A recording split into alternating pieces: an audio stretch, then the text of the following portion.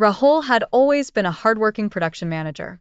He put in long hours, but no matter what he did, defects kept piling up, deadlines were missed, and his boss's frustration grew. His team was exhausted, and so was he.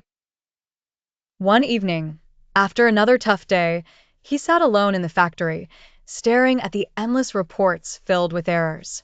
"There has to be a way," he whispered. That's when a mentor introduced him to Six Sigma. At first, Rahul was skeptical. Could a methodology really change everything? But as he learned about DMAIC, waste reduction, and data-driven decision-making, something clicked. He started applying small changes, identifying bottlenecks, eliminating rework, and empowering his team.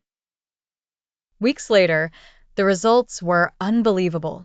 Defects dropped by 45%, deliveries became predictable, and the team felt a new sense of purpose. For the first time in years, Rahul saw his boss smile. But more than that, he felt something he had almost forgotten: pride in his work. Six Sigma didn't just improve processes, it transformed lives.